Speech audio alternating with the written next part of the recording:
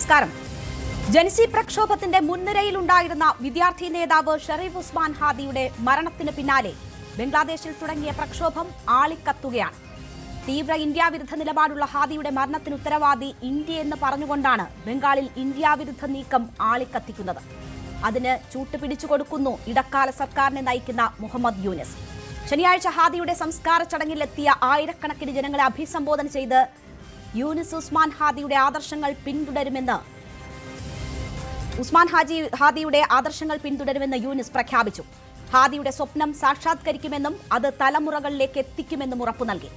1971 വിമോചന യുദ്ധത്തിന് ശേഷം ബംഗ്ലാദേശിൽ ഇന്ത്യ നേരിടുന്ന ഏറ്റവും വലിയ തന്ത്രപരമായ വെല്ലുവിളിയായി ഇപ്പോൾ വികസിച്ചുകൊണ്ടിരിക്കുന്ന ഈ സാഹചര്യം മാറിയേക്കാമെന്നാണ് വിദേശകാര്യ പാർലമെന്ററി സ്റ്റാൻഡിംഗ് കമ്മിറ്റിയുടെ മുന്നറിയിപ്പ്.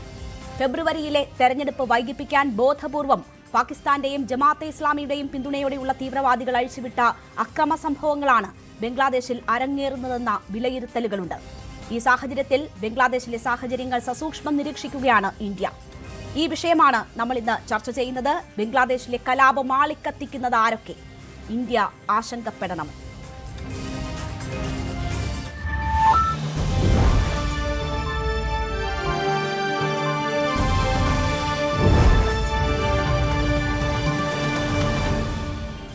ചർച്ചയിൽ എനിക്കൊപ്പം ശ്രീ എം ഷിനാസ് വിദേശകാര്യ വിദഗ്ധൻ, നിർമ്മൽ എബ്രഹാം വിദേശകാര്യ വിദഗ്ധൻ, ഷാബു പ്രസാദ് വലതു നിരീക്ഷകൻ, ജോസഫ് ആന്റണി വിദേശകാര്യ വിദഗ്ധൻ എന്നിവരാണ് പങ്കെടുക്കുന്നത്. ആദ്യം ശ്രീ നിർമ്മൽ എബ്രഹാം, ഇന്ത്യയെ സംബന്ധിച്ച് ആശങ്കപ്പെടുത്തുന്ന സാഹചര്യമാണ് ബംഗ്ലാദേശിൽ ഉണ്ടായിക്കൊണ്ടിരിക്കുന്നത്. ഏതൊരു അയൽ രാജ്യത്തുമുള്ള അസ്ഥിരത എന്നത് ഇന്ത്യയെ സംബന്ധിച്ച് ബുദ്ധിമുട്ടുണ്ടാക്കുന്ന കാര്യമാണ്. ഇവിടെ പക്ഷേ ജൻസി പ്രക്ഷോഭത്തിന് ശേഷം ഇടക്കാല സർക്കാർ വന്നിട്ട് അതിനുശേഷവും ഇന്ത്യ വിരുദ്ധ നിലപാടുകളാണ് തുടർന്നു വന്നത്. ഇപ്പോൾ അത് ആളിക്കത്തിക്കൊണ്ടിരിക്കുകയാണ്. ഹാദിയുടെ മരണത്തിനു പിന്നിൽ ഇന്ത്യ എന്നാരോപിച്ചുകൊണ്ടാണ് അവിടെ ആ പ്രക്ഷോഭം ആളിക്കത്തിക്കാനുള്ള ശ്രമങ്ങൾ നടന്നുകൊണ്ടിരിക്കുന്നത്. ഇന്ത്യ രണ്ടാമത്തെ ദിവസം തന്നെ അതിൽ യാതൊരു പങ്കുമില്ല എന്ന് പ്രഖ്യാപിച്ചിട്ടുള്ളതാണ്. പക്ഷേ ഇപ്പോഴും ആ ഇന്ത്യ വിരുദ്ധ വികാരം ആളിക്കത്തിക്കാനുള്ള വളരെ ബോധപൂർവമായ ശ്രമങ്ങൾ അവിടെ നടക്കുന്നു എന്നതാണ് മനസ്സിലാക്കുന്നത്. ഈ സാഹചര്യത്തെ നമ്മൾ എങ്ങനെ നോക്കിക്കാണണം? വിദേശകാര്യ സ്റ്റാൻഡിംഗ് കമ്മിറ്റി ഉൾപ്പെടെ മുന്നറിയിപ്പ് നൽകിയിട്ടുണ്ട്. ഇപ്പോഴത്തെ സാഹചര്യത്തിൽ ഇന്ത്യയെ സംബന്ധിച്ച് വളരെ ആശങ്കപ്പെടുത്തുന്നതാണോ ഇപ്പോഴത്തെ ബംഗാളിലെ സിറ്റുവേഷൻസ്? ഇന്ത്യക്ക് ആശങ്ക വേണമെന്ന് ചോദിച്ചാൽ തീർച്ചയായിട്ടും ആവശ്യമാണ്. കാരണം എന്ന് വെച്ച് കഴിഞ്ഞാൽ ബംഗ്ലാദേശ് നമ്മൾ നോക്കിക്കാണുന്നത് ചെറിയൊരു സ്റ്റേറ്റ് ആയിട്ടാണ്. കാരണം ഇൻ കമ്പാരിസൺ നമുക്ക് ശത്രു രാജ്യമായ പാകിസ്ഥാനോ അല്ലെങ്കിൽ നമ്മുടെ ഒരു കോമ്പറ്റീറ്റർ ആയിട്ട് നമ്മൾ കാണുന്ന ചൈനയോ ഒക്കെ വെച്ച് നോക്കുമ്പോൾ ചെറിയ രാജ്യമാണെങ്കിലും ഇന്ത്യയുമായിട്ട് ഏറ്റവും വലിയ ബോർഡർ ഷെയർ ചെയ്യുന്നത് ബംഗ്ലാദേശാണ്. ഏകദേശം 4100 കിലോമീറ്ററിന്റെ ബോർഡർ ഷെയർ ചെയ്യുന്നു. നോർത്ത് ഈസ്റ്റിലേക്കുള്ള ആക്സസ് വേണമെങ്കിൽ തടസ്സപ്പെടുത്തുന്നു എന്ന് വരെ വേണമെങ്കിൽ പറയാം. അപ്പൊ അങ്ങനെയുള്ള സാഹചര്യത്തിൽ മറ്റ് വലിയ രാജ്യങ്ങളെക്കാൾ പോലും ബംഗ്ലാദേശിലെ ഇഷ്യൂസ് നമ്മളെ ആശങ്കയിലാക്കേണ്ടതുണ്ടോ എന്ന് ചോദിച്ചു കഴിഞ്ഞാൽ ഉണ്ട് എന്നുള്ളതാണ് ആൻസർ. പക്ഷെ അതിൻ്റെ അകത്ത് എത്ര നാൾ ഈ ഒരു റൈറ്റ്സ് നിലനിൽക്കും എന്നുള്ളൊരു സാഹചര്യം കൂടെ നമ്മൾ കണക്കിലെടുക്കണം. ഇതിൻ്റെ അകത്തുള്ളൊരു മേജർ ഇഷ്യൂ, ഇന്ത്യക്ക് ഉള്ളൊരു മേജർ ഇഷ്യൂ എന്ന് വെച്ച് കഴിഞ്ഞാൽ നമുക്കറിയാം ബംഗ്ലാദേശിലൊക്കെ ഒരുപാട് മൈഗ്രൻസ് നമ്മുടെ ഇങ്ങോട്ട് വന്നിട്ടുണ്ട്. അപ്പൊ ഇത്തരത്തിലുള്ള റൈറ്റ്സ് ഉണ്ടാകുമ്പോഴത്തേക്കും അതിനുള്ള സാധ്യത കൂടുതലാണ്. പക്ഷെ ഇന്ത്യ അത് മുന്നിൽ കണ്ടുകൊണ്ടാവണം. ഒരു മാസം മുന്നേ തന്നെ നമ്മൾ 3 മിലിറ്ററി ആൻഡ് ഇന്റലിജൻസ് ബേസുകൾ സിലിഗുരി കോറിഡോർ നമുക്കറിയാം നോർത്ത് ഈസ്റ്റ് സ്റ്റേറ്റ്സിലോട്ട് ബംഗ്ലാദേശ് വഴി അല്ലാതെ കടക്കാൻ പറ്റുന്ന ഏക മാർഗമാണ് സിലിഗുരി കോറിഡോർ. പക്ഷെ അതിന്റെ ഒരു പ്രശ്നം വളരെ ചെറിയൊരു സ്ട്രിപ്പ് ഓഫ് ലാൻഡ് ആണ്. ഏകദേശം 22-25 കിലോമീറ്ററിനിടയിൽ മാത്രം വീതിയുള്ള ഒരു ലാൻഡ്. അവിടെ പക്ഷെ നേപ്പാളും ബംഗ്ലാദേശും ഒക്കെ ആയിട്ട് ബോർഡർ ഉള്ളത് കൊണ്ട് ഇന്ത്യക്ക് വളരെ പ്രധാനപ്പെട്ട ഒരു ഏരിയ ആയതുകൊണ്ട് ഇന്ത്യൻ മിലിറ്ററി ബേസുകളൊക്കെ അവിടെ സ്ട്രെങ്തൻ ചെയ്തു കഴിഞ്ഞു. ബോർഡർ സെക്യൂരിറ്റി സ്ട്രെങ്തൻ ചെയ്തുകൊണ്ടിരിക്കുന്നു. അപ്പൊ ഇന്ത്യക്ക് തീർച്ചയായിട്ടും ആശങ്ക വരേണ്ടത് തന്നെയാണ്. കാരണം ഇത്രയും വലിയ ബോർഡറിംഗ് സ്റ്റേറ്റ് ആണ്, ഇത്രയും സ്റ്റേറ്റുകളെ ബാധിക്കുന്നതാണ്. പ്രത്യേകിച്ച് നോർത്ത് ഈസ്റ്റിലുള്ള ആളുകളെ എങ്ങനെ ബാധിക്കുന്നത് ചോദിച്ചു കഴിഞ്ഞാൽ നമ്മൾ ഇവിടുത്തെ ട്രേഡ് നോക്കിക്കഴിഞ്ഞു കഴിഞ്ഞാൽ ഈ മണിപ്പൂർ ആയിക്കോട്ടെ, മേഘാലയ ആയിക്കോട്ടെ, മിസോറാം ആയിക്കോട്ടെ, ഈ സ്റ്റേറ്റ്സിലോട്ടൊക്കെ ട്രേഡ് പോകുന്നത് മിക്കവാറും ബംഗ്ലാദേശി റോഡുകൾ വഴിയും റെയിൽവേ വഴിയും അല്ലെങ്കിൽ ചിറ്റഗോങ് പോർട്ട് വഴിയൊക്കെയാണ്.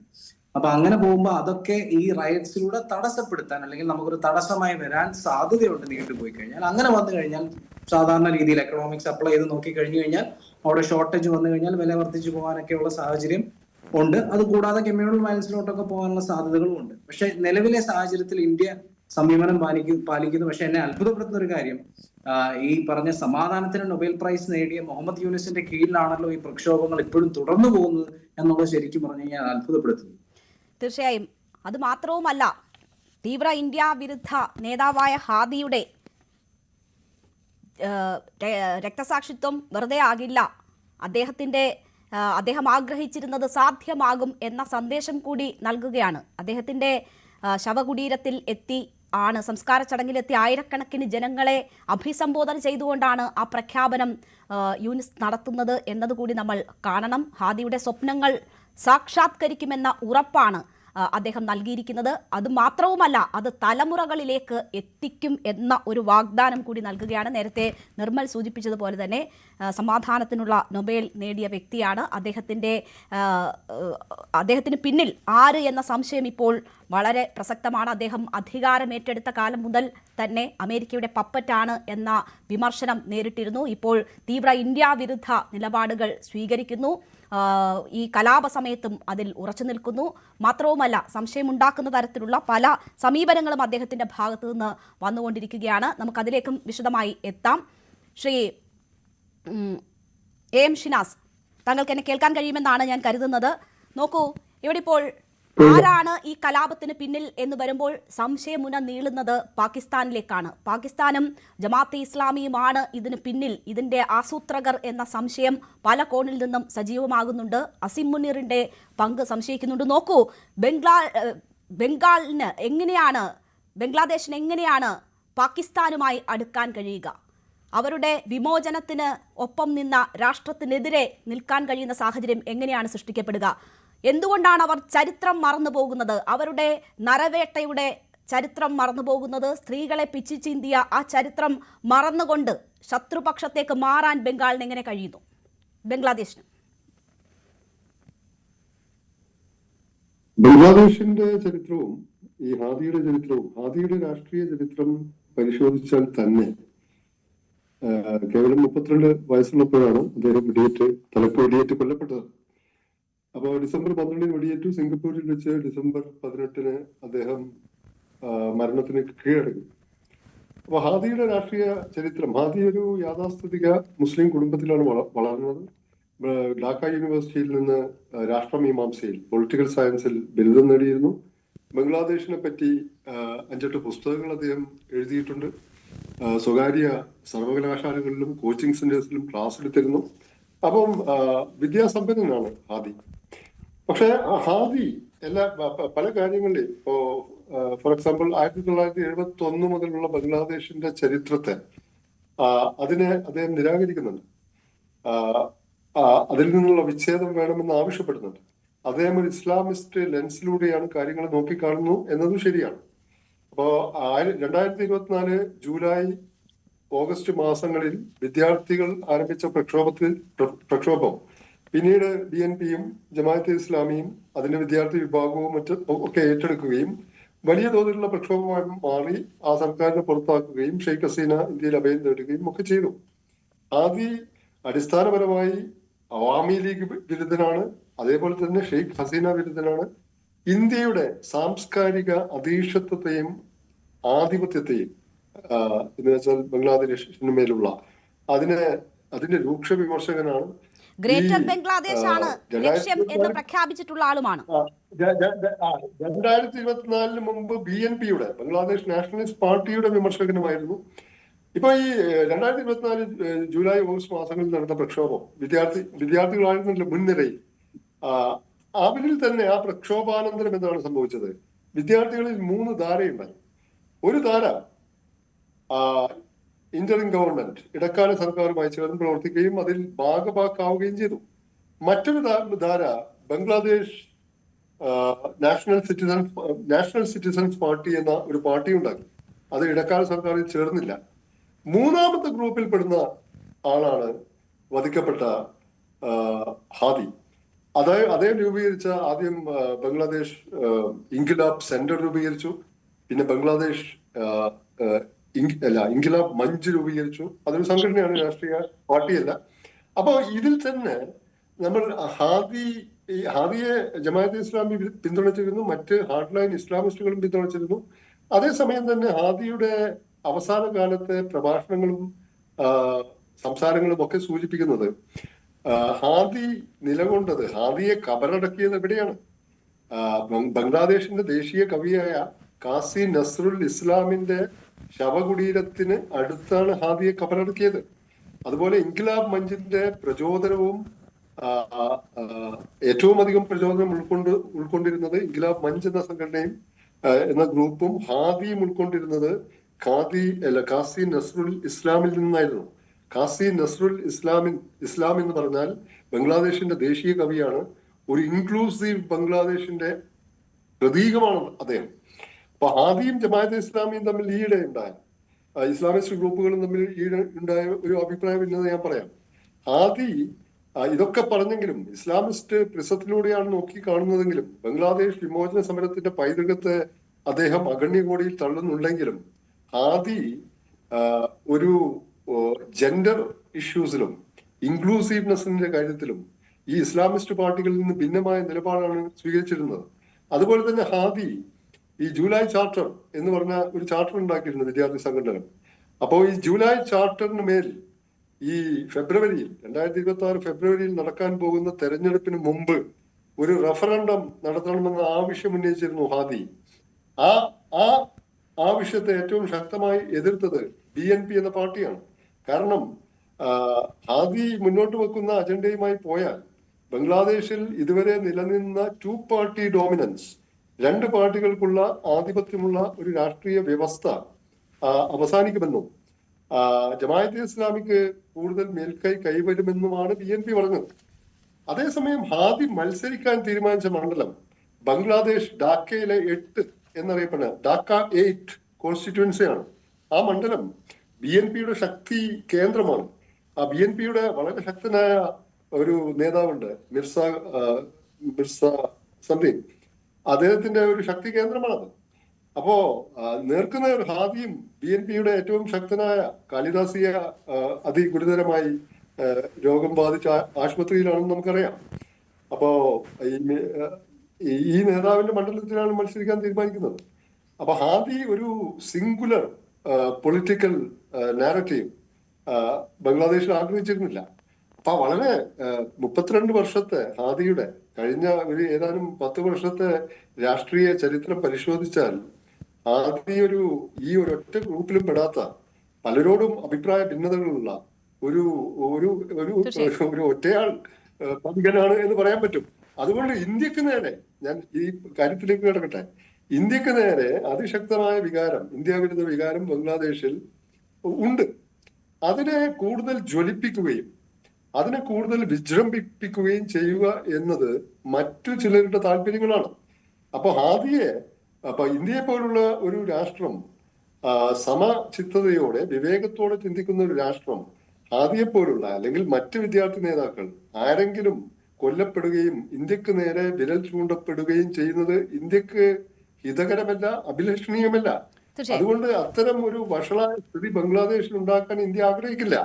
പക്ഷെ ഇന്ത്യക്കെതിരെ ബംഗ്ലാദേശിൽ അതിശക്തമായ വികാരം, പൂർവാധികം ശക്തമായ വിചാരങ്ങൾ ഉയർന്നു വരണമെന്ന് ആഗ്രഹിക്കുന്ന ശക്തികൾ ബംഗ്ലാദേശിനകത്തും പുറത്തുമുണ്ട്. അവരിലേക്കാണ് സംശയത്തിന്റെ മുനകൾ നീളേണ്ടത് എന്നാണ് എന്റെ അഭിപ്രായം. തീർച്ചയായും അവാമി ലീഗിനെ ഒക്കെ ശക്തമായി എതിർത്തിരുന്നവരാണ്. അത്തരം സൂചനകളൊക്കെ ഉണ്ട്. അതുമായി ബന്ധപ്പെട്ടുള്ള പ്രതികളെ പിടിച്ചിട്ടുണ്ട്. ആ സൂചനകൾ ലഭിച്ചതിന് ശേഷം ഈ ആരോപണ മുനയൊക്കെ ഇന്ത്യയിലേക്ക് വീണ്ടും തൊടുത്തുവിടുന്നതിനുള്ള വളരെ ആസൂത്രിതമായ ശ്രമങ്ങൾ നടക്കുകയാണ്. ശ്രീ ജോസഫ് ആന്റണി, ഞാൻ നേരത്തെ സൂചിപ്പിച്ചതുപോലെ ബംഗ്ലാദേശിലെ ജനത എന്ന് പറയുന്നതായി സാധാരണ മനുഷ്യരായിരിക്കും ഈ കലാപത്തിന്റെ ഏറ്റവും വലിയ രൂക്ഷിതമായ ഫലം അനുഭവിച്ചുകൊണ്ടിരിക്കുന്നത്. അവിടെ മറ്റ് ചില രാഷ്ട്രീയ ഏറ്റുമുട്ടലുകൾ കൂടി നടക്കുകയാണ്. ഇടക്കാല സർക്കാരിനെ നയിക്കുന്ന യൂനിസിന് അധികാരത്തിൽ നിന്ന് ഒഴിഞ്ഞു പോകാൻ യാതൊരു ഇഷ്ടവുമില്ല. അദ്ദേഹം ആ അധികാരത്തിൽ പിടിച്ചു തൂങ്ങാൻ ശ്രമം നടത്തിക്കൊണ്ടിരിക്കുകയാണ്. അതിന് ആരുടെ പപ്പറ്റായും നിന്നുകൊടുക്കാൻ നൊബേൽ ജേതാവ് കൂടിയായ അദ്ദേഹം തയ്യാറെടുക്കുന്നതിൻ്റെ അനന്തര ഫലങ്ങൾ കൂടിയാണ് നമ്മൾ കണ്ടുകൊണ്ടിരിക്കുന്നത്. ഇപ്പോൾ മെമൻസിംഗ് നഗരത്തിൽ ദീപു ചന്ദ്രദാസ് എന്ന 25-കാരനെ മതനിന്ദ ആരോപിച്ച് ചുട്ടുകൊന്ന സംഭവം, അതിൻ്റെ ഒരു സീക്വൻസ് തന്നെ തസ്ലിമ നസ്രീൻ ഇന്ന് ട്വീറ്റ് ചെയ്തിട്ടുണ്ട്. എങ്ങനെയാണ് ആ സംഭവം നടന്നത്, പോലീസിനുൾപ്പെടെ ആ സംഭവത്തിലുള്ള പങ്ക് എന്താണ് എന്ന് വ്യക്തമാക്കുന്ന ദൃശ്യങ്ങൾ ഉൾപ്പെടെ രംഗത്ത് വരികയാണ്.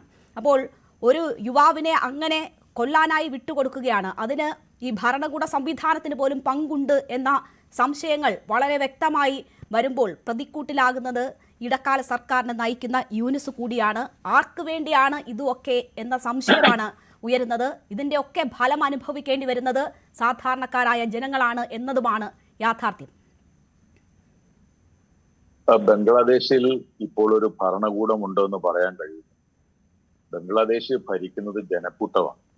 ജനക്കൂട്ടം എന്ന് പറഞ്ഞാൽ ഒരു പ്രത്യേകമായ പ്രത്യയശാസ്ത്രത്താൽ നയിക്കപ്പെടുന്ന നേരത്തെ നിലനിന്നിരുന്ന ഭരണകൂടത്തിനെതിരായിട്ട് ഏതെല്ലാം തരത്തിലുള്ള വികാരങ്ങൾ ആളിക്കത്തിക്കാമോ അത് ചെയ്യുന്ന, അതോടൊപ്പം ഇന്ത്യ എന്ന് പറയുന്ന അയൽരാജ്യത്തിനെതിരായിട്ട് എന്തെല്ലാം തരത്തിലുള്ള വിമർശനങ്ങൾ ഉന്നയിക്കാമോ, വികാരങ്ങൾ ആളിക്കത്തിക്കാമോ, അങ്ങനെയൊക്കെ ചെയ്യുന്ന ഒരു ഭരണകൂടം, ഒരു ജനക്കൂട്ടം, ഒരു ആൾക്കൂട്ടമാണ് ബംഗ്ലാദേശിനെ നിയന്ത്രിക്കുന്നത്. അതിന്റെ ഏറ്റവും പ്രധാനപ്പെട്ട തെളിവാണ് ഭരണകൂടത്തിന്റെ സാന്നിധ്യത്തിൽ ഭരണകൂടം നിഷ്ക്രിയമായി നിൽക്കവേ അവിടുത്തെ ബംഗ്ലാദേശി പൗരൻ കൂടിയായിട്ടുള്ള ഒരു മൈനോറിറ്റി കമ്മ്യൂണിറ്റിയിലെ ആളിനെ അതിനിഷ്ഠൂരമായി മനുഷ്യ മനസാക്ഷി മരവിക്കുന്ന തരത്തിൽ നിഷ്ഠൂരമായി കൊലപ്പെടുത്തിയെന്ന് കാണാൻ കഴിയും. അപ്പൊ ഇങ്ങനെ ഇത് ഒരു വശത്ത് നടക്കുമ്പോൾ എന്താ അപ്പുറത്ത് നടക്കുന്നത്? ഇപ്പോ ഉസ്മാൻ ഹാദിയുടെ സംസ്കാര ചടങ്ങിൽ പങ്കെടുത്തുകൊണ്ട് അവിടുത്തെ പ്രസിഡന്റായിട്ടുള്ള, അതായത് ചീഫ് അഡ്വൈസർ ആയിട്ടുള്ള മുഹമ്മദ് യൂനുസ് പറയുന്നത്, ഇദ്ദേഹം ആദ്യം മുന്നോട്ട് വെച്ച പ്രത്യയശാസ്ത്രങ്ങൾ തലമുറകളോളം തുടരും എന്ന് പറയുന്നത് വളരെ ആപത്ത് നിറഞ്ഞതാണ്. ഇന്ത്യയെ സംബന്ധിച്ച് വളരെ അപകട സൂചനകളുള്ളതാണ്. നമ്മൾ മനസ്സിലാക്കേണ്ട ഒരു കാര്യം, മുഹമ്മദ് യൂനുസ് എന്ന് പറയുന്ന ഒരാളിന് ജനകീയ പിന്തുണയുള്ള ഒരാളല്ല. അദ്ദേഹത്തെ അവിടുത്തെ അവിടെ നടന്ന വിദ്യാർത്ഥി സംഘർഷത്തിന്റെ ഫലമായിട്ട് അവർക്കെല്ലാവർക്കും യോജിക്കാവുന്ന ഒരാളെന്നുള്ള നിലയ്ക്ക്, അവർക്ക് ഭാവിയിൽ യാതൊരുവിധ ബുദ്ധിമുട്ടും ഉണ്ടാകാത്ത തരത്തിലുള്ള ആളെന്നുള്ള നിലയ്ക്ക് മാത്രമാണ് അദ്ദേഹത്തെ അവിടെ അഡ്വൈസറായിട്ട് പ്രതിഷ്ഠിച്ചത്. നമുക്കെല്ലാവർക്കും അറിയാം, ഈ സമാധാനത്തിനുള്ള നൊബേൽ സമ്മാനം കിട്ടുക എന്നൊക്കെ പറഞ്ഞാൽ അവരെല്ലാം സമാധാനവാദികളൊന്നും അല്ല. എന്നാൽ അതിന്റെ ഏറ്റവും നല്ല ഉദാഹരണം ഇപ്പോൾ ഈ അടുത്ത കാലത്ത് ഈ ഏറ്റവും അവസാനം സമാധാനത്തിനുള്ള നൊബേൽ സമ്മാനം കിട്ടിയ മരിയ മെച്ചാഡോ എന്ന് പറയുന്ന അവിടുത്തെ വെനസ്വേല എന്ന് പറയുന്ന രാജ്യത്ത് അമേരിക്കയുടെ പട്ടാള ഇടപെട്ട് ആക്രമിക്കൂ എന്ന് പറയുന്ന ആളാണ്. അങ്ങനെയുള്ളവർക്കൊക്കെ നോബൽ സമ്മാനം കൊടുക്കുന്ന കാലത്ത് ഇദ്ദേഹത്തെ പോലുള്ള ഒരാൾക്ക് നോബൽ സമ്മാനം ഈ സമാധാനത്തിനല്ല, അദ്ദേഹത്തിന്റെ സാമ്പത്തിക രംഗത്തുള്ള സംഭാവനകളൊക്കെ കണക്കിലെടുത്താണ് കൊടുത്തെങ്കിൽ സമാധാനത്തിന്റെ പേരിലാണ് കൊടുത്തത്. ഞാൻ പറഞ്ഞു വരുന്നത്, അദ്ദേഹം എന്ന് പറയുന്നത് ഇപ്പോ നമുക്ക് എല്ലാവർക്കും അറിയുന്ന പോലെ അവിടുത്തെ ജമാഅത്തെ ഇസ്ലാമിയുടെയോ അല്ലെങ്കിൽ NCPയുടെയോ ഈ ഇൻഖിലാബ് മഞ്ച് എന്ന് പറയുന്ന പ്രസ്ഥാനത്തിന്റെയോ ഒക്കെ പ്രത്യയശാസ്ത്രത്തിന്റെ പ്രതിനിധി മാത്രമാണ് അദ്ദേഹം. അദ്ദേഹത്തിന് സ്വന്തമായിട്ട് യാതൊരു താല്പര്യങ്ങളും ഇല്ല. ആ താല്പര്യം എന്ന് പറയുന്നത് ഇവരുടെ താല്പര്യങ്ങൾ സംരക്ഷിക്കുക എന്നുള്ളതാണ്. ആ താല്പര്യം എന്ന് പറയുന്നത് ഇന്ത്യയെ സംബന്ധിച്ച് വളരെ വളരെ അപകടകരമായ സംഭവമാണ്. കാരണം നമുക്കറിയാം, അദ്ദേഹം അടുത്ത കാലത്ത് ചൈന സന്ദർശിച്ചപ്പോൾ അദ്ദേഹം പറഞ്ഞ എന്താണ്, നിങ്ങൾ ചൈനയോട് പറയുകയാണ്, നിങ്ങൾ വരൂ, ഞങ്ങള് ചെക്കൻ ലെക്ക് എന്ന് പറയുന്ന ആ സ്ഥലത്തിന് നമുക്ക് ഒരുമിച്ച് അതിനെ ഇന്ത്യക്ക് ബുദ്ധിമുട്ടുണ്ടാക്കുന്ന എന്ത് വേണമെങ്കിലും ഞാൻ നിങ്ങൾക്ക് ചെയ്യാൻ തയ്യാറാണ് എന്ന് പറയുന്ന തരത്തിലേക്ക് അദ്ദേഹം മാറി. അതുപോലെ തന്നെ നമുക്കറിയാം, പാകിസ്ഥാൻ എപ്രകാരമാണ് എത്ര ലക്ഷത്തോളം ആളുകളെ ബംഗ്ലാദേശികളെയാണ് കൊന്നൊടുക്കിയത്, നിഷ്ഠൂരമായി കൊല്ലുക, നിഷ്ഠൂരമായി റേപ്പ് ചെയ്യുക. ഈ തരത്തിൽ നേരത്തെ സൂചിപ്പിച്ച പോലെ മനുഷ്യ മനസാക്ഷിയെ മരവിപ്പിക്കുന്നതോ ഞെട്ടിപ്പിക്കുന്നതോ ആയിട്ടുള്ള ക്രൂരമായ നിഷ്ഠൂരതകളാണല്ലോ പാകിസ്ഥാന്റെ പട്ടാളം അവിടെ നടത്തിക്കൂട്ടിയത്. അപ്പൊ അവരോടൊപ്പം ചേർന്ന് ഈ ജമാഅത്ത് ഇസ്ലാമിയും ചേർന്നാണല്ലോ അവിടെ ഈ കലാപം വരുത്തി വെച്ചത് 1971 നയിച്ച കാര്യം. അപ്പൊ അങ്ങനെ ഈ കലാപം സൃഷ്ടിച്ച ആൾക്കാരെ തെരഞ്ഞു പിടിച്ച് ശിക്ഷിച്ചതിന്റെ ഒരു പ്രതികാരം കൂടിയായിട്ടാണല്ലോ വിദ്യാർത്ഥി പ്രക്ഷോഭം എന്നുള്ള പേരിൽ ജമാഅത്തെ ഇസ്ലാമിയുടെ നേതൃത്വം നടന്ന പ്രക്ഷോഭങ്ങൾ നമുക്ക് കാണേണ്ടത്. അപ്പൊ ഞാൻ പറഞ്ഞു വരുന്നത്, അതിന്റെ ഫലമായിട്ട് എന്താ സംഭവിച്ചത്? ബംഗ്ലാദേശും പാകിസ്ഥാനും തമ്മിലുള്ള സൈനിക സഖ്യങ്ങൾ, സൈനികമായ ചർച്ചകൾ, സൈനികമായ സന്ദർശനങ്ങൾ നിരന്തരമായി നടന്നുകൊണ്ടിരിക്കുകയാണ്. അപ്പൊ പാകിസ്ഥാൻ സേന ഇവിടെ വരുന്നു, ഇവിടുത്തെ സൈനിക അധികാരികൾ പാകിസ്ഥാനിലേക്ക് പോകുന്നു. അപ്പൊ ആ തരത്തിൽ വളരെ ശക്തമായ ബന്ധം അവർ തമ്മിൽ ഉണ്ടാക്കി കഴിഞ്ഞിരിക്കുന്നു. അത് ഇന്ത്യക്ക് വളരെയധികം ബുദ്ധിമുട്ടുണ്ടാക്കാൻ പോകുന്ന സംഭവമാണ്. അതുകൊണ്ട് ഈ പറഞ്ഞ തരത്തിലുള്ള യൂനുസിന്റെ ഈ നിലപാട്, അല്ലെങ്കിൽ പാകിസ്ഥാന്റെ അവിടുത്തെ ശക്തമായി വരുന്ന സാന്നിധ്യവും, ഈ ജമാഅത്തെ ഇസ്ലാമി പോലെയുള്ള പ്രസ്ഥാനം അവിടെ വരുന്ന മുൻകൈയും എല്ലാം ഇവിടെ ഫെബ്രുവരി നടക്കാൻ പോകുന്ന തെരഞ്ഞെടുപ്പിനെ അട്ടിമറിച്ചുകൊണ്ട് കൂടുതലായി ബംഗ്ലാദേശി നാഷണലിസ്റ്റ് പാർട്ടി ഉൾപ്പെടെയുള്ള പാർട്ടിയെ മാർജിനലൈസ് ചെയ്തുകൊണ്ട് അധികാരം പൂർണ്ണമായും ഈ ജമാഅത്തെ ഇസ്ലാമിയുടെ കൈപ്പിടിയിൽ ഒതുക്കാനും ഉള്ള ഒരു വളരെ പ്രധാനപ്പെട്ട നീക്കമായിട്ട് നമ്മൾ ഈ വിഷയത്തെ കാണാം. തീർച്ചയായും വളരെ സൂക്ഷ്മമായി നീങ്ങേണ്ടുന്ന ഒരു സാഹചര്യം കൂടിയാണ് ഇന്ത്യയെ സംബന്ധിച്ച് ഉടലെടുത്തിരിക്കുന്നത് എന്ന കാര്യത്തിൽ യാതൊരു സംശയമില്ല. ശ്രീ ഷാബു പ്രസാദ്, വലിയ രീതിയിലുള്ള പ്രകോപനം ഇന്ത്യക്ക് മേൽ ചെലുത്താനുള്ള വളരെ ആസൂത്രിതമായ ശ്രമങ്ങളാണ് നടന്നു വരുന്നത്. മറ്റൊന്ന്, അവിടെ ഫെബ്രുവരി 12 നടക്കാനിരിക്കുന്ന തെരഞ്ഞെടുപ്പ് അട്ടിമറിക്കുക എന്ന വലിയ ഗൂഢലക്ഷ്യവും ഇപ്പോഴത്തെ ഈ കലാപത്തിന് പിന്നിൽ ഉണ്ട് എന്നതാണ് സംശയിക്കപ്പെടുന്നത്. കാരണം അവിടെ ഒരു ജനാധിപത്യ സർക്കാർ അധികാരമേൽക്കുന്നത് പലരുടെയും താല്പര്യങ്ങൾക്ക് വിരുദ്ധമാകും എന്ന കണക്കുകൂട്ടലിന്റെ കൂടി അടിസ്ഥാനത്തിലാണ് അത്തരം ഗൂഢമായിട്ടുള്ള നീക്കം നടക്കുന്നത്. അവിടെ ഒരു അസ്ഥിരമായിട്ടുള്ള സാഹചര്യം നിലനിന്നാൽ അത് എല്ലാ കാലത്തും ഇന്ത്യയെ സംബന്ധിച്ച് ഭീഷണിയാണ്, ദക്ഷിണേഷ്യയെ സംബന്ധിച്ചും ഭീഷണിയാണ് എന്ന കാര്യത്തിലും സംശയമില്ല. അപ്പോൾ അവിടെ അസ്ഥിരമായ ഒരു സാഹചര്യം നിലനിർത്തിക്കൊണ്ട് ഇന്ത്യക്ക് മേൽ മാക്സിമം പ്രകോപനം എന്നത് ശ്രമിച്ചുകൊണ്ടിരിക്കുമ്പോൾ അതിന് പിന്നിൽ അമേരിക്കയുടെയും ഒപ്പം തന്നെ പാകിസ്ഥാന്റെയും ചൈനയുടെയും ഒക്കെ ഇടപെടലുകൾ സംശയിക്കപ്പെടുകയും ചെയ്യുന്ന സാഹചര്യത്തിൽ ഇന്ത്യയുടെ നീക്കങ്ങൾ എങ്ങനെയാണ്? പാർലമെന്ററി സ്റ്റാൻഡിംഗ് കമ്മിറ്റി തന്നെ ഇപ്പോഴത്തെ സാഹചര്യങ്ങൾ എത്ര ഗൗരവതരം എന്ന മുന്നറിയിപ്പ് നൽകിയിരിക്കുന്ന ഒരു സാഹചര്യം കൂടിയുണ്ട്. അപ്പോൾ ഇന്ത്യയെ സംബന്ധിച്ച് ഇതിൽ ഓരോ സ്റ്റെപ്പും എടുക്കുക എന്നത് വളരെ സസൂക്ഷ്മം ചെയ്യേണ്ടുന്ന ഒരു കാര്യമായി മാറുന്നു. തീർച്ചയായിട്ടും കാര്യം വളരെ വളരെ വളരെ സൂക്ഷിച്ച് ഒരു നൂൽപ്പാലത്തിൽ കൂടെ പോകുന്ന സൂക്ഷ്മതയോടുകൂടി മാത്രമേ ഇന്ത്യക്ക് ഇക്കാര്യത്തില് ബംഗ്ലാദേശ് വിഷയത്തിൽ ഒരു ഓരോ തീരുമാനവും ഓരോ നിലപാടും എടുക്കാൻ കഴിയുകയുള്ളൂ. കാരണം ഇപ്പോൾ അടുത്ത ഈ സമീപ കാലത്ത് ഇന്ത്യ സാമ്പത്തികമായും ഒക്കെ നേടിയ ഇൻഫ്രാസ്ട്രക്ചർ ബേസിലും ഒക്കെ നേടിയ ആ വലിയ ഒരു കുതിച്ചുചാട്ടമുണ്ട്.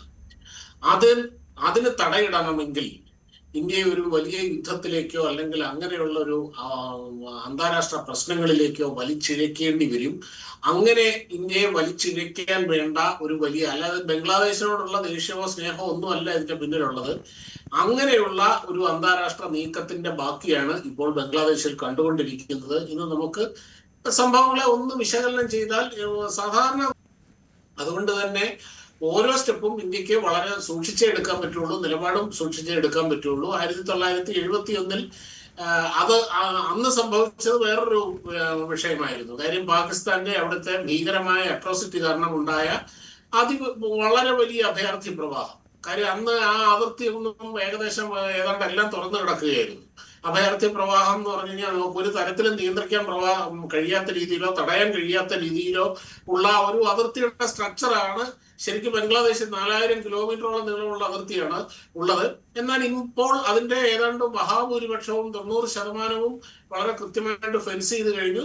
ഒരു തരത്തിലും അടയ്ക്കാൻ പറ്റാത്ത ചില ഭാഗങ്ങൾ മാത്രമേ ഉള്ളൂ. അതുമല്ല, വളരെ കർശനമായ നിരീക്ഷണം ഇന്ത്യ അവിടെ നടത്തുന്നുമുണ്ട്. അതുകൊണ്ട് അഭയാർത്ഥി പ്രവാഹം ഇത്തവണ അതുകൊണ്ട് തന്നെ ആ ഒരു പ്രശ്നം ഉണ്ടാവില്ല. ഇൻഫിൽട്രേഷൻ ഭീഷണി ഉണ്ടെങ്കിൽ പോലും അത് കൈകാര്യം ചെയ്യാവുന്ന നിലയിൽ മാത്രമേ ആവുകയുള്ളൂ. അതുകൊണ്ട് ഇന്ത്യ എന്തായാലും ഇതിന്റെ അകത്ത് പ്രത്യേകിച്ച് ഒരു സൈനിക ഇടപെടലോ അല്ലെങ്കിൽ ഏതെങ്കിലും തരത്തിലുള്ള അങ്ങനെ ഒരു കാര്യം ചെയ്യും എന്ന് പ്രതീക്ഷയില്ല, എനിക്ക് തോന്നുന്നില്ല. ഇവിടെ പക്ഷെ സൂക്ഷിക്കേണ്ടത് ഇപ്പം ഇതിനെല്ലാം ഇന്ത്യക്ക് കൈകാര്യം ചെയ്യാൻ പറ്റും. അതിനുള്ള ആ ഒരു മൈറ്റ് ഇന്ത്യക്കുണ്ട്. എന്നാൽ ഇന്ത്യക്ക് നമ്മൾ പ്രയാസപ്പെടുന്നത് അവിടെയല്ല. ഇവിടെ ബംഗ്ലാദേശിലെയും ശ്രീലങ്കയിലെയും നേപ്പാളിലെയും ഒക്കെ പ്രക്ഷോഭം കണ്ടിട്ട് ഇവിടെയും ഇങ്ങനെ ഒരെണ്ണം ആവശ്യമാണ് എന്ന രീതിയിലുള്ള അതിൽ നിന്ന് പ്രചോദനം ഉൾക്കൊണ്ടുകൊണ്ട് ഒളിഞ്ഞും തെളിഞ്ഞും ഇന്ത്യക്കുള്ളിലും ഒരുപാട് പ്രചരണങ്ങൾ നടക്കുന്നുണ്ട്.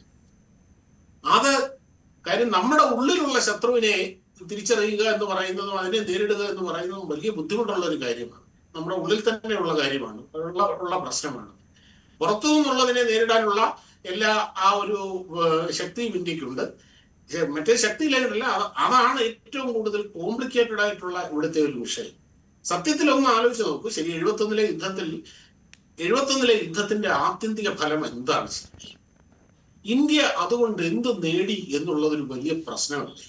ഒന്ന് ആലോചിച്ച് നോക്ക്. നമ്മുടെ അയൽപക്കത്ത് മറ്റൊരു ശത്രു രാജ്യത്തിനെയും കൂടെ സൃഷ്ടിച്ചു എന്നുള്ളതല്ലാതെ നമ്മുടെ പട്ടാളം ആയിരക്കണക്കിന് വരുന്ന ജവാന്മാർ ജീവൻ കൊടുത്ത് നേടിയ ആ വിജയം കൊണ്ട് ആത്യന്തികമായി എന്ത് ഫലമാണ് ഉണ്ടായത്? അത് നമുക്ക് ഒരു നിത്യമായ, അതായത് ബംഗ്ലാദേശിന്റെ 3 വശവും ഇന്ത്യയാണ്. നമ്മുടെ ഉള്ളിൽ തന്നെയുള്ള ഒരു ക്യാൻസറിനെ കൂടെ ഉണ്ടായി എന്നുള്ളതാണ്. അത് സത്യത്തില് അന്ന് ആ യുദ്ധത്തിന്റെ ബാക്കിയായി സത്യത്തിൽ നമ്മൾ സമ്പൂർണ്ണ വിജയം നേടിയ യുദ്ധമാണത്. ഇന്ത്യക്കും പാകിസ്ഥാനും ഇടയിലുള്ള ഒരുപാട് ഇഷ്യൂസ് ഒന്നുണ്ടായിരുന്നു. ആ ഇഷ്യൂസ് സെറ്റിൽ ചെയ്യാൻ പറ്റിയ എല്ലാ നെഗോസിയേഷൻ പവറും ഇന്ത്യക്കുണ്ടായിരുന്നു. 90,000-ത്തിലധികം പാകിസ്ഥാൻ പട്ടാളക്കാർ ഇന്ത്യയുടെ തടവിലായിരുന്നു. അതെല്ലാം വെച്ച് അന്നത് വിലപേശിയിരുന്നെങ്കിൽ, ആ കൃത്യമായ അത് കൈകാര്യം അന്നത്തെ രാഷ്ട്രീയ നേതൃത്വം അത് കൈകാര്യം ചെയ്തിരുന്നുവെങ്കിൽ ഇന്ത്യക്കും പാകിസ്ഥാനും ഇടയിലുള്ള പ്രശ്നങ്ങളെല്ലാം അന്നത്തോടെ അവസാനിക്കുമായിരുന്നു. ഇന്ന് ഈ കാണുന്ന രീതിയിൽ ബംഗ്ലാദേശിന് പ്രതികരിക്കുക, ആ ബംഗ്ലാദേശിന്റെ പ്രശ്നം ഉണ്ടാകാതിരിക്കാനും കഴിയുമായിരുന്നു. ഒരു രാജ്യം ഒരു തീരുമാനങ്ങൾ എടുക്കുമ്പോൾ അത് എത്രത്തോളം ഫാർ റീച്ചിങ് കോൺസിക്വൻസസ് ഉള്ളതാണ് എന്നുള്ളതിന്റെ ഏറ്റവും വലിയൊരു തെളിവാണിത്. അന്ന് ചെയ്യാത്തതിന്റെ ഫലമാണ് നമ്മൾ ഇന്ന് ഇപ്പോൾ നമ്മൾ ഈ അനുഭവിച്ചുകൊണ്ടിരിക്കുന്നത്, നമ്മൾ കണ്ടുകൊണ്ടിരിക്കുന്നത്. ഇവിടെ നിന്നാണ് ജൻസികൾക്ക് പ്രചോദനം ഉൾക്കൊള്ളേണ്ടത് എന്ന രീതിയിൽ മലയാളത്തിൽ പോലും പല ചാനലുകളും പലരും ഒളിഞ്ഞും തെളിഞ്ഞും അഭിപ്രായം പറയുന്നുണ്ടത്. ഇതാണ് ഏറ്റവും വലിയ പ്രശ്നം. അത് നമ്മൾ എങ്ങനെ കൈകാര്യം, അതോ ഈ പറഞ്ഞ പോലെ രാജ്യത്തെ ഓരോ പൗരന്റെയും ഉത്തരവാദിത്വമാണ്, സർക്കാരിന്റെയും ഉത്തരവാദിത്വമാണ്. അതാണ് ഏറ്റവും വലിയ പ്രശ്നം, ഞാൻ കാണുന്ന പ്രശ്നം. എന്തായാലും ചരിത്രപരമായ അന്നത്തെ ശരി അതായിരുന്നു. മറ്റ് പാനലിസ്റ്റുകൾ കൂടി ആ വിഷയത്തിൽ അഭിപ്രായം പറയട്ടെ. ഞാൻ താങ്കളിലേക്ക് തിരിച്ചെത്താം. ശ്രീ നിർമ്മൽ എബ്രഹാം, നോക്കൂ, ഇവിടെ ഇപ്പോൾ ഇന്ത്യയെ പ്രകോപിപ്പിക്കാനുള്ള വളരെ ബോധപൂർവമായ ശ്രമങ്ങൾ നടക്കുന്നുണ്ട്. അത് ഒരു ഏറ്റുമുട്ടലിലേക്ക് എത്തിക്കാനുള്ള ബോധപൂർവമായ ശ്രമങ്ങളുണ്ട് എന്ന് പോലും സംശയിക്കുന്ന സാഹചര്യത്തിലാണ് ഈ ബംഗാൾ ഉൾക്കടലിൽ EEZ മേഖലയിൽ, അതായത് എക്സിക്യൂട്ടീവ് എക്കണോമിക് സോണിലേക്ക് പ്രവേശിക്കുന്ന ബംഗാളിൽ നിന്നുള്ള മത്സ്യബന്ധന ബോട്ടുകളുടെ എണ്ണം കൂടിക്കൊണ്ടേയിരിക്കുകയാണ്. അവിടെ കഴിഞ്ഞ ദിവസം ഒരു കപ്പലുമായി ഏറ്റുമുട്ടി മത്സ്യത്തൊഴിലാളികൾ മരിക്കുന്ന സാഹചര്യമൊക്കെ ഉണ്ടായിട്ടുണ്ട്. അത് വലിയ പ്രകോപനം സൃഷ്ടിപ്പിക്കാനുള്ള ബോധപൂർവമായ ശ്രമം എന്ന് തന്നെയാണ് സംശയിച്ചുകൊണ്ടിരിക്കുന്നത്. അപ്പോൾ അവിടെ അൺട്രസ്റ്റ് ഉണ്ടാക്കിക്കൊണ്ടിരിക്കുകയാണ് വളരെ ബോധപൂർവമായിട്ട്. ന്യൂനപക്ഷങ്ങൾക്ക് നേരെ ബംഗ്ലാദേശിലുണ്ടാകുന്ന ആക്രമണങ്ങളും ഇന്ത്യയെ പ്രകോപിപ്പിക്കാൻ വേണ്ടിയിട്ടാണ്, ആ രീതിയിലുള്ള ഇടപെടൽ ഇന്ത്യയുടെ ഭാഗത്ത് നിന്ന് ഉറപ്പാക്കാൻ വേണ്ടിയിട്ടാണ്. അങ്ങനെ ഒരു സിറ്റുവേഷൻ ഉണ്ടാക്കിയെടുത്ത് ഇന്ത്യ എന്നതിലൂടെ എന്തായിരിക്കും ലക്ഷ്യമിടുക?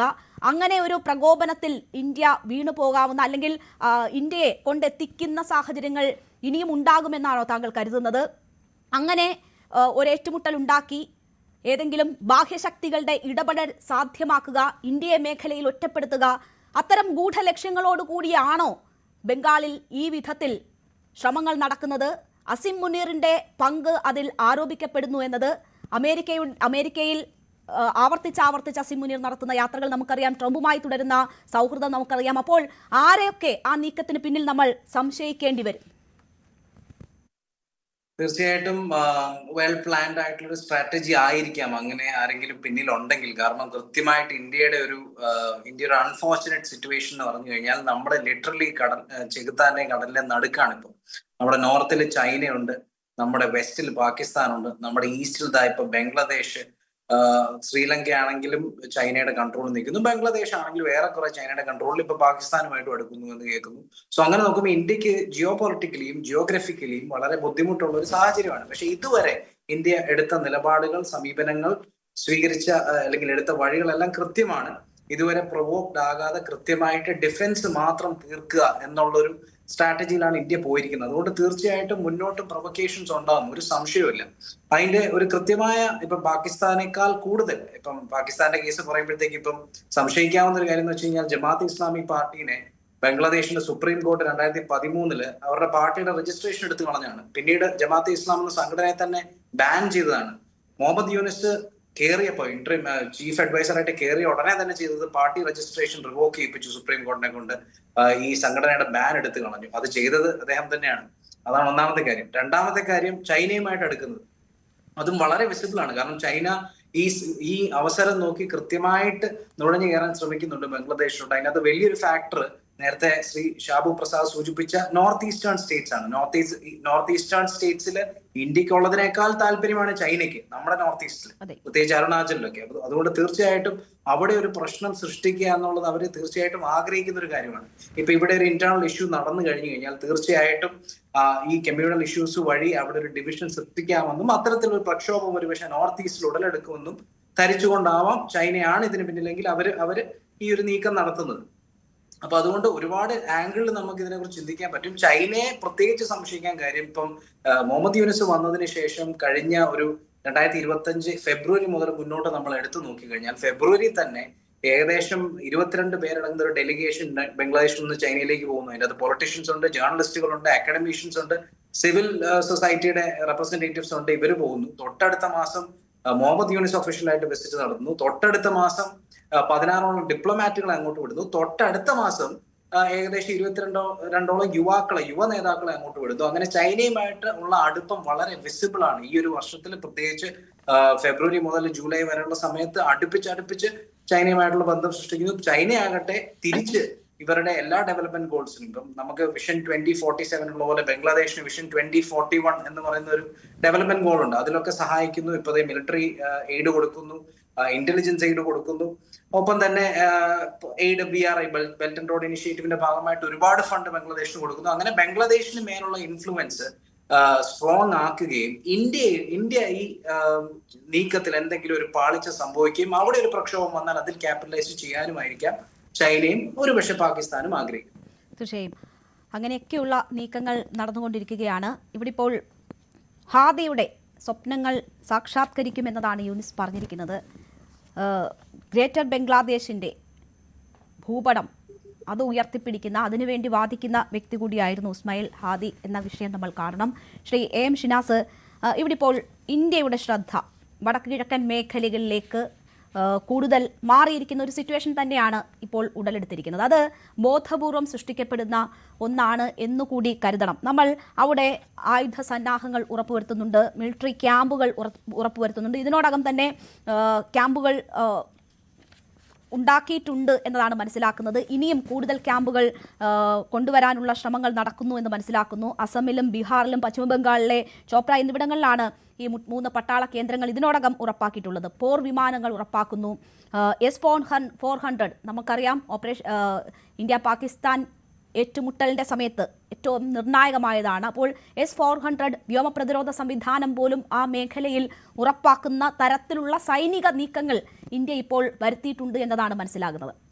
അതേസമയം തന്നെ നമുക്കറിയാം, കശ്മീരുമായി ബന്ധപ്പെട്ട് പാകിസ്ഥാനുമായി അതിർത്തി പങ്കിടുന്ന മേഖലകളെ സംബന്ധിച്ച് നമുക്കറിയാം, പഹൽഗാം ഉണ്ടായി, അതിന് പിന്നാലെ ഡൽഹിയിൽ ബ്ലാസ്റ്റ് ഉണ്ടായിട്ടുണ്ട്. രണ്ടിലും പാകിസ്ഥാന്റെ പങ്കുണ്ടായിട്ടുണ്ട്. ഇനിയൊരു ഭീകരാക്രമണം ഉണ്ടായാൽ അതൊരു യുദ്ധപ്രഖ്യാപനമായി കാണും എന്നത് ഇന്ത്യ ഓൾറെഡി തന്നെ വ്യക്തമാക്കിയിട്ടുള്ളത് കാര്യമാണ്. അപ്പോൾ വടക്കു കിഴക്കൻ മേഖലയിലേക്ക് ഇന്ത്യയുടെ ശ്രദ്ധ തിരിക്കുകയും തുടർ ആക്രമണങ്ങൾക്കോ മറ്റോ പദ്ധതി ഉണ്ടാക്കുകയും പാകിസ്ഥാനുമായി അതിർത്തി പങ്കിടുന്ന മേഖലകളിൽ കൂടുതൽ നുഴഞ്ഞുകയറ്റം ഉൾപ്പെടെയൊക്കെ ഉണ്ടാകാനുമൊക്കെയുള്ള സാധ്യതയുണ്ടോ? ഇന്ത്യ ഏതൊരു ഭീകരപ്രവർത്തനവും യുദ്ധമായി കണക്കാക്കുമെന്ന് പറഞ്ഞിരിക്കുന്ന പശ്ചാത്തലത്തിൽ അതിൽ നിന്ന് പിന്നോട്ട് പോവുക ഇന്ത്യയെ സംബന്ധിച്ച് സാധ്യമല്ലാത്ത ഒരു സാഹചര്യമുണ്ട്. അപ്പോൾ ഈ 2 മേഖലകളും ഒരേ സമയം ശ്രദ്ധിക്കുക, കാത്തു സൂക്ഷിക്കുക എന്നത് ഇന്ത്യയെ സംബന്ധിച്ച് എത്രമാത്രം വെല്ലുവിളിയാണ്? അതിന് നമുക്കുള്ള സാധ്യതകളും സാഹചര്യങ്ങളും ഇപ്പോൾ എങ്ങനെയാണ്? ഇത് നല്ല ചോദ്യമാണ്. അപ്പോൾ നേരത്തെ ശ്രീ ജോസഫ് ആന്റണി ചൂണ്ടിക്കാണിച്ചതുപോലെ ഈ നോർത്ത് ഈസ്റ്റേൺ സ്റ്റേറ്റ്സിലെ വളരെ തന്ത്രപ്രധാനമായിട്ടുള്ള ഒരു പ്രദേശമാണ് ഈ സിലിഗുരി കോറിഡോർ, അല്ലെങ്കിൽ ചിക്കൻ നെക്ക് എന്ന് പറയുന്ന സ്ഥലം. ആ ചിക്കൻ നെക്ക് ബംഗ്ലാദേശിന്റെ പ്രദേശങ്ങളാൽ ചുറ്റപ്പെട്ട, എന്ന് വെച്ചാൽ ഇന്ത്യയിലെ വടക്ക് കിഴക്കൻ സംസ്ഥാനങ്ങൾ ആ ചിക്കൻ നെക്ക് ഉള്ളത് കൊണ്ട് തന്നെ ബംഗ്ലാദേശിനാൽ ചുറ്റപ്പെട്ട ഒരവസ്ഥയിലാണ്. അപ്പോ വളരെ സൈനികപരമായും ഭൗമശാസ്ത്രപരമായും രാഷ്ട്രീയമായും വളരെ തന്ത്ര പ്രാധാന്യമുള്ള ഒരു മേഖലയാണ് സിലിഗുരി കോറിഡോർ, ചിക്കൻ നെക്ക്. അപ്പോൾ ഏതായാലും കഴിഞ്ഞ വർഷം മുതൽ ബംഗ്ലാദേശിലെ ചില മന്ത്രിമാരൊക്കെ വലിയ വീരവാദങ്ങൾ മുഴക്കിയിരുന്നല്ലോ. അതായത് നോർത്ത് ഈസ്റ്റേൺ സ്റ്റേറ്റ്സിനെ കൈയടക്കും, അധിനിവേശം ചെയ്യും, ബംഗ്ലാദേശിനോട് കൂട്ടിച്ചേർക്കും. അതൊക്കെ ദിവാസ്വപ്നങ്ങളാണെങ്കിലും അവരുടെ മോഹങ്ങളൊക്കെ അവർ പറഞ്ഞുകൊണ്ടേയിരുന്നു, ഇപ്പോഴും പറഞ്ഞുകൊണ്ടേയിരിക്കുന്നുണ്ട്. പക്ഷെ അങ്ങനെ ഒരു വടക്കു കിഴക്കൻ സംസ്ഥാനങ്ങളിൽ ഇന്ത്യ കൂടുതൽ ശ്രദ്ധ കേന്ദ്രീകരിക്കുകയും അങ്ങനെയുള്ള ശ്രദ്ധ അവിടെ ഉണ്ട്. ചൈനയുമായുള്ള, ചൈന അരുണാചൽ പ്രദേശിന്റെ ബോർഡറിലും പല സ്ഥലങ്ങളിലും വലിയ ഗ്രാമങ്ങളും വലിയ ലോജിസ്റ്റിക്സ് സംവിധാനങ്ങളും ഒക്കെ ഉണ്ടാക്കിയ ഉപഗ്രഹ ചിത്രങ്ങൾ നമ്മൾ കണ്ടതാണ്. അങ്ങനെ ഒരു ഭീഷണി ഉള്ളത് കൊണ്ട് തന്നെ വടക്കു കിഴക്കൻ സംസ്ഥാനങ്ങളിൽ സൈനികമായും മറ്റ് രീതിയിലുള്ള തന്ത്രപരമായ ഇൻഫ്രാസ്ട്രക്ചർ പ്രൊജക്ട്സ് ഇന്ത്യ കഴിഞ്ഞ 10-25 കൊല്ലമായിട്ട് അവിടെ നടപ്പാക്കി വരുന്നുണ്ട്. അതേസമയം ഈ അസീം മുനീറിന്റെ ഈ ഒരു ആഗ്രഹം ഇന്ത്യയിലെ ബംഗ്ലാദേശ് അതിർത്തിയിൽ അതുപോലെ പടിഞ്ഞാറൻ അതിർത്തിയിൽ ഒരുപോലെ ഇന്ത്യക്ക് ശ്രദ്ധിക്കാൻ പറ്റില്ല എന്നത് ഒരു മിഥ്യാധാരണയാണ്. കാരണം ഇന്ത്യക്ക് രണ്ട് മുഖങ്ങളിലും ഒരേ ശക്തിയോടെ ഒരേ വീറോടെ യുദ്ധം ചെയ്യാൻ പറ്റും. പിന്നെ ഈ അസീം മുനീർ മനസ്സിലാക്കേണ്ട ഒരു കാര്യം, ഈ ഓപ്പറേഷൻ സിന്ദൂറിൽ തങ്ങൾ ജയിച്ചു എന്ന് കപട അവകാശവാദം യാതൊരു ഉളുപ്പുമില്ലാതെ നാഴികക്ക് 40 വട്ടം പറയുമ്പോൾ പോലും ഓപ്പറേഷൻ സിന്ദൂറിൽ അസീം മുനീറോ അസീം മുനീറിന് മുമ്പുള്ള ഒരു പട്ടാള മേധാവികളോ അല്ലെങ്കിൽ ആ രാഷ്ട്രം ഭരിച്ച സിവിലിയൻ ഭരണാധികാരികളോ ഒരിക്കലും പ്രതീക്ഷിക്കാത്ത തിരിച്ചടിയാണ് 4 ദിവസം കൊണ്ട്. ആ 4 ദിവസത്തിൽ ഏറ്റവും ഒടുവിലത്തെ ദിവസം നൂർഖാൻ വ്യോമത്താവളത്തിലടക്കം എന്ന് വെച്ചാൽ പാകിസ്ഥാന്റെ ഏറ്റവും പ്രധാനപ്പെട്ട VIP ഏറ്റവും സുരക്ഷിത വിമാനത്താവളമായ അവിടെ അടക്കം ഇന്ത്യയുടെ ബ്രഹ്മോസ് മിസൈലുകൾ പതിച്ചു. അപ്പം ഇന്ത്യയിൽ കാശ്മീർ വഴി പ്രശ്നം ഉണ്ടാക്കാൻ ശ്രമിച്ചു. അപ്പൊ ഇത് വാസ്തവത്തിൽ ഈ ഉസ്മാൻ ഹാദി ഒരു പ്രെഡിക്റ്റബിൾ പൊളിറ്റീഷ്യൻ അല്ല. കാരണം BNPയെ സംബന്ധിച്ച് ഉസ്മാൻ ഹാദി എന്ന് പറയുന്ന വ്യക്തി BNPയെ അത്ര വിശ്വസിക്കുന്നില്ല. കാരണം BNPയുടെ മിർസ അബ്ബാസ് മത്സരിക്കാൻ പോകുന്ന മിർസ അബ്ബാസിന്റെ ശക്തി കേന്ദ്രമായ ധാക്ക 8 മണ്ഡലത്തിലാണ് ഹാദി സ്ഥാനാർത്ഥിത്വം പ്രഖ്യാപിച്ച് പ്രചാരണം തുടങ്ങിയത്. ജമാഅത്തെ ഇസ്ലാമിസ്റ്റ് ലെൻസിലൂടെയാണ് ഹാദി രാഷ്ട്രീയത്തെ കാണുന്നതെങ്കിലും അദ്ദേഹം സ്വയം വിളിക്കുന്നതും അഭിമാനിക്കുന്നതും ബംഗാളി മുസൽമാൻ എന്ന രീതിയിലാണ്. അതേസമയം ജമാഅത്തെ ഇസ്ലാമിയോ മറ്റ് ഇസ്ലാമിസ്റ്റ് സംഘടനകളോ ഈ പ്രാദേശിക ഇസ്ലാം സത്വത്തെ ബംഗാളി മുസ്ലിം അല്ലെങ്കിൽ പാകിസ്ഥാനി മുസ്ലിം, ഇന്ത്യൻ മുസ്ലിം എന്നതിന് പകരം അഖില ഇസ്ലാമിക വാദത്തിന്റെ പ്രയോക്താക്കളും പ്രചാരകരുമാണ്. ലോകത്തെ എല്ലാ മുസ്ലിങ്ങളും ഒരു ഉമ്മത്താണ്. ആര് തമ്മിലും ഭാഷ, പ്രദേശ, രാജ്യവ്യത്യാസമില്ല. എല്ലാ മുസ്ലിങ്ങളും ഒന്നാണ് എന്ന് വാദിക്കുന്നത് ഈ ബംഗാളി മുസ്ലിംനെസ് അതാണ് ഉദ്ഘോഷിക്കുന്നത്. അതേസമയം തന്നെ അദ്ദേഹം 1971 ബംഗ്ലാദേശ് ലിബറേഷൻ വാറിന്റെ ലെഗസി അംഗീകരിക്കുന്നില്ല. BNP ആ ലെഗസിയെ റിവേഴ്സ് ചെയ്യുന്നതിന് എതിരുമാണ്. അപ്പൊ ജമാഅത്തെ ഇസ്ലാമി അല്ലെങ്കിൽ മറ്റ് ഇസ്ലാമിസ്റ്റ് ഗ്രൂപ്പുകളുമായിട്ടുള്ള ഹാദിയുടെ അഭിപ്രായ വ്യത്യാസം ചില പത്രങ്ങളിലൊക്കെ ചൂണ്ടിക്കാണിച്ചത് ജെൻഡർ ഇഷ്യൂസിനെ പറ്റിയും ഇൻക്ലൂസീവ്നെസിനെ പറ്റിയുമുള്ള കാഴ്ചപ്പാടുകളിൽ അവർ തമ്മിൽ അഭിപ്രായ വ്യത്യാസമുണ്ട് എന്നാണ്. അപ്പൊ ഹാദിയുടെ ഇൻകിലാബ് മഞ്ചിന്റെ പ്രചോദകനും ആദി ഉൾപ്പെടെയുള്ള ആദിയുടെ സഹപ്രവർത്തകർ അടക്കമുള്ളവർ ഏറ്റവും അധികം ആരാധിക്കുന്ന വ്യക്തി കാസി നസ്രുൽ ഇസ്ലാം എന്ന് പറഞ്ഞാൽ അദ്ദേഹം ഈ പേർഷ്യനൈസ്ഡ് ബംഗാളിയിൽ കവിതകൾ എഴുതുകയും ഹിന്ദു ഭക്തി ഗീതങ്ങൾ എഴുതുകയും ചെയ്ത ബംഗ്ലാദേശിന്റെ സമുന്നതനായ കവിയാണ്. ആ കവിയെ കാസി നസ്രുൽ ഇസ്ലാമിനെ ഇസ്ലാമിസ്റ്റുകൾക്ക്, വിശിഷ്യ ജമാഅത്തെ ഇസ്ലാമിക്ക് ഒട്ടും ഇഷ്ടമല്ല. അദ്ദേഹം ഒരു ഇൻക്ലൂസീവ് ബംഗ്ലാദേശിന്റെ ഐക്കോൺ ആണ്, പ്രതീകമാണ്. ആ കാസി നസ്രുൽ ഇസ്ലാമിന്റെ ശവകുടീരത്തിന് അരികെയാണ് ഹാദിയെ കബറടക്കം ചെയ്തിരിക്കുന്നത്. അപ്പൊ ഹാദിയെ മനസ്സിലാക്കുമ്പോൾ നമ്മൾ വളരെ സങ്കീർണമായ വ്യക്തിത്വമാണ്, അൺപ്രഡിക്റ്റബിൾ ആണ്. ഒരു ഹാദി ബംഗ്ലാദേശിൽ ഒരു യൂണിറ്ററി, ഒരു സിംഗിൾ ആയിട്ടുള്ള ഒരു പൊളിറ്റിക്കൽ ഐഡിയോളജിക്കൽ ഫോർമേഷൻ ആഗ്രഹിക്കുന്നില്ല എന്നുള്ളതും വ്യക്തമായി. അപ്പൊ ഞാൻ മനസ്സിലാക്കുന്നത് ഹാദിയെ ഇല്ലാതാക്കുന്നത് ഇന്ത്യ ഒരിക്കലും ബംഗ്ലാദേശിൽ ഇന്ത്യക്കെതിരെ വലിയ തോതിലുള്ള രോഷം ഉൽപ്പാദിപ്പിച്ച് വളർത്തിക്കൊണ്ടുവന്ന ഒരു പശ്ചാത്തലത്തിൽ ഇത്തരം ഹാദിമാരെ വധിച്ചിട്ട് ആ രോഷത്തെയും അമർഷത്തെയും ക്രോധത്തെയും 10 മടങ്ങ് വർദ്ധിപ്പിക്കാൻ ഒരു സ്വബോധമുള്ള ഒരു ജനാധിപത്യ രാജ്യവും ലോകത്ത് തുനിയില്ല. ആ ഇന്ത്യ വിരുദ്ധ വികാരം പതിയെ ക്ഷമിപ്പിക്കാനേ ഒരു ഇന്ത്യയെ പോലുള്ള രാജ്യങ്ങൾ തുനിയും.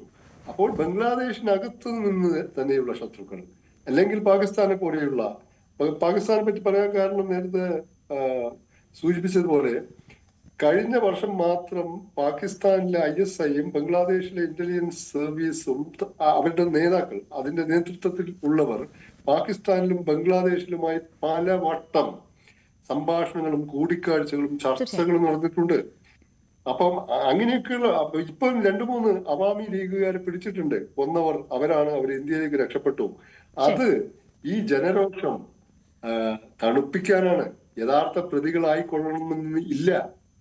അപ്പൊ ബേനസീർ ഭൂട്ടോയെ ആരാണ് വധിച്ചത് എന്ന് ഈ കാലം അത്രയായിട്ടും തെളിഞ്ഞു. ആരായിരുന്നു വധിച്ചത്? പാകിസ്ഥാൻ ആർമിയായിരുന്നു. ഈ ഉസ്മാൻ ഹാദി തന്നെ ബംഗ്ലാദേശ് ആർമിയെയും BNP എന്ന പാർട്ടിയെയും ഈ 2024 വിദ്യാർത്ഥി പ്രക്ഷോഭ കാലത്തിന് മുമ്പേ വിമർശിച്ചു വന്ന വ്യക്തിയുമാണ്. തീർച്ചയായും. അപ്പൊ അൺപ്രഡിക്റ്റബിൾ ആയിട്ടുള്ള പൊളിറ്റിക്കൽ ബിഹേവിയർ പുലർത്തുന്ന വ്യക്തിയാണ്. അദ്ദേഹത്തെ ഇല്ലാതാക്കിയാൽ തങ്ങളുടെ അജണ്ടകൾ കൂടുതൽ സുഗമമാവും, ഇന്ത്യ വിരുദ്ധ വികാരം കൂടുതൽ ആളിക്കത്തും.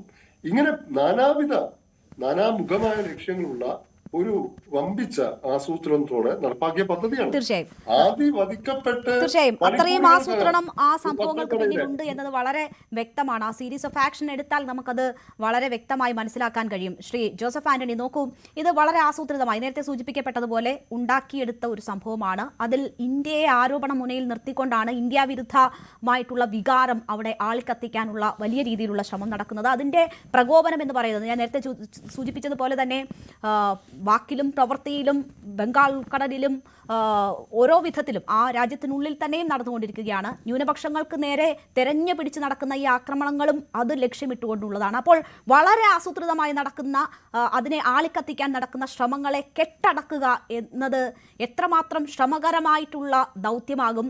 ഇതിൽ ആരാണ് മുൻകൈ എടുക്കേണ്ടത്? നമുക്കറിയാം, എവിടെയെങ്കിലും യുദ്ധം ഉണ്ടായാൽ ആദ്യം തന്നെ ആ യുദ്ധം ഞാൻ അവസാനിപ്പിക്കും, ആ യുദ്ധം അവസാനിപ്പിച്ചതിന്റെ ക്രെഡിറ്റ് എനിക്കാണ് എന്ന് അവകാശപ്പെടുന്നത് ട്രംപാണ്. പക്ഷേ ബംഗ്ലാദേശിന്റെ കാര്യത്തിൽ ഏതെങ്കിലും തരത്തിൽ അങ്ങനെയുള്ളൊരു ആഗ്രഹം ട്രംപ് പ്രകടിപ്പിക്കുന്നത് നമ്മൾ കണ്ടിട്ടില്ല. അപ്പോൾ ആരൊക്കെയോ ചേർന്ന് സൃഷ്ടിച്ചെടുക്കുന്ന സാഹചര്യമാണ് ബംഗ്ലാദേശിൽ നടക്കുന്നത് എന്നത് വ്യക്തമാണ്. അപ്പോൾ അതിനെ ശമിപ്പിക്കുക എന്നത് ഉത്തരവാദിത്തം ആരുടേതാകുന്നു? അതിനുള്ള സാധ്യതകൾ താങ്കൾ എങ്ങനെ കാണുന്നു?